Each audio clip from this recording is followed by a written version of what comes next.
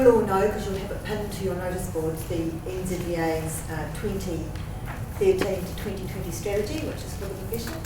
And so we're now 2016, so we're 3 years in, and we've just checked in on that strategy, and it still captures all of the issues and the concerns and the hopes and dreams of the profession, all laid out in about a 5-page document when we started with 44 key performance indicators. So lots to do. And in the beginning of 2015, we had a look at that strategy, and the majority of it really was captured under a term that we called marketing the profession.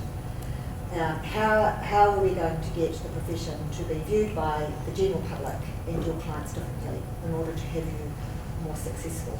And we didn't know where to start because there's quite a lot of work to do, so we got someone to give us a hand. And he said 2 things that I'll still remember to this day. First was, don't go doing any more surveys, because you know everything you know is intrinsically how you feel about the profession and the issues you know them.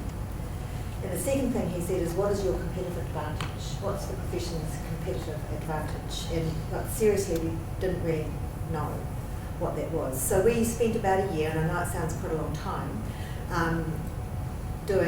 first of all, we stopped doing stuff, and that's an unusual thing for an association to do, is simply not to do anything. But we got off the treadmill of doing stuff that was issue by issue by issue, because it's exhausting and we're getting nowhere.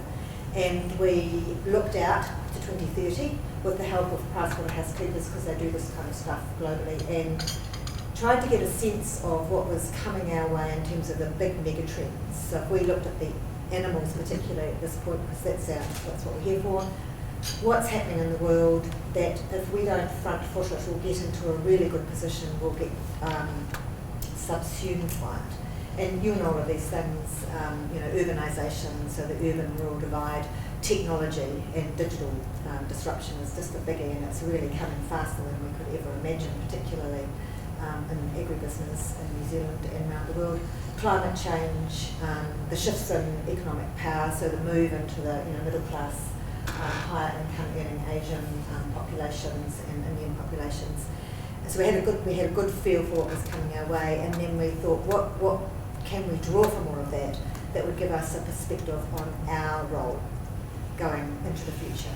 And we know we're after animals, but the more we looked at what was happening externally and the way society's views on animals were changing, the more we realised that it's not just the animal alone, it's the human that owns the animal or influences the way that we treat animals or farm animals or take care of them, and increasingly the environment in which that all happens. So not just the farm or the house where the companion animal lives, but the regulatory environment, the political environment, the technological environment. And if you think of that as 3 concentric circles with something in the middle where they intersect, right in the middle of that intersection are some pretty big issues and problems facing the world, is not to mention ourselves.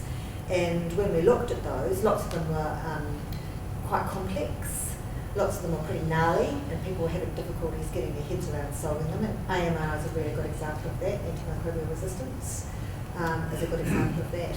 And when we had a look at who was in there working in that space, lots of people, but fundamentally there's only one profession in New Zealand that has the skill sets, the intellect, the ability to really solve problems, really complex problems, and work with other people to make a difference, and that's this profession. And we got relatively excited about that and started to think differently as a result of it. And I'll tell you some of the projects that we did as a result of thinking differently. But the other things, we learned 3 other fundamental things about ourselves. The first one was that as a profession, highly trusted. And that hasn't come about by accident. It's been on the back of predecessors that have worked in your field for as long as we've been in New Zealand, the first that arrived, and over time developed an enormous amount of trust.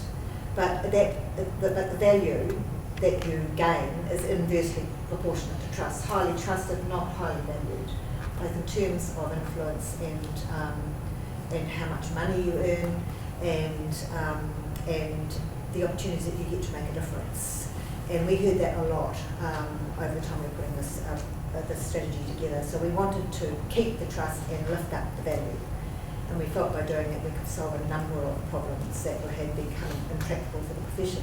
The second one was when we looked around the board table and spoke to people, the general feeling was if only other people could see us the way we see ourselves and get us, then all of these problems would kind of go away, and all of a sudden people would rush into vet clinics and they'd do stuff differently because they kind of got us.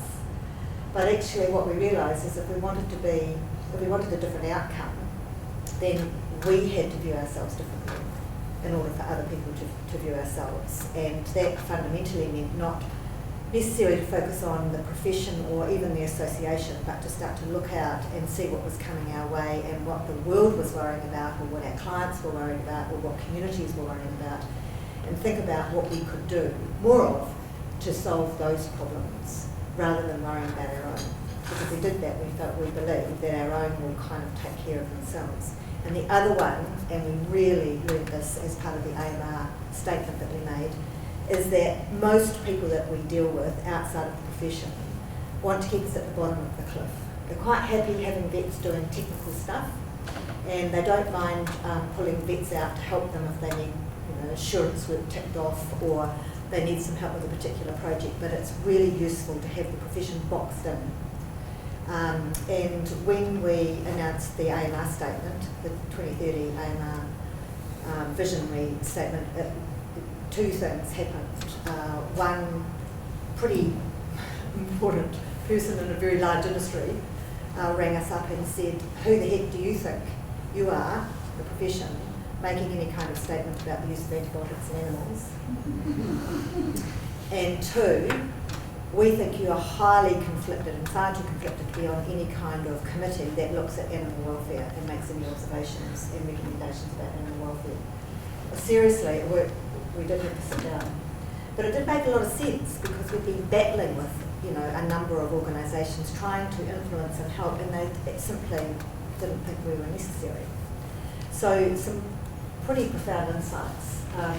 The other thing we learned was we started to take a look at the term animal welfare. And I remember coming into the profession 9 years ago thinking that's a really unusual term, because in human health, where I came from, human welfare and social welfare is kind of a bit negative, and it's a bit at the bottom of the cliff. It's certainly not the top of the cliff.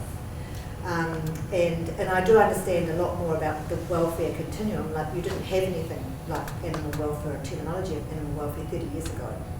So in 30 years, an enormous amount of work has been done in the field of animal welfare. What we're finding that's happening now is it's almost been, its success has almost been its demise.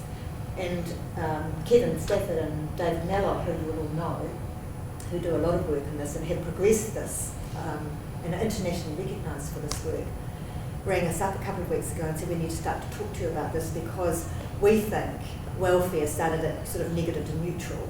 So if you look at the 5 freedoms, it's freedom from, there's freedom from, sort of a negative perspective, to something where we're looking much more at neutral to positive and outcomes-based stuff. So we tucked that in the back of our mind as well and started to think about the terminology that we might start to use when we're thinking about animals and humans and the environment that go well with all three. And we've been tossing around an idea or a word called wellbeing. Now, vets probably don't like that very much. It's a bit touchy-feely. I get it. Humans, non-vet humans, that's what I am. I get that, and environmental welfare, there's no such thing as environmental welfare. So if it's not wellbeing, what kind of positive future-focused word could we start to use when we're thinking about animals, humans and the environment that gives us an opportunity to look at things a little bit more differently and start to help others get away from reactive defensive positions based on welfare, which is only another cell phone picture away, really, isn't it?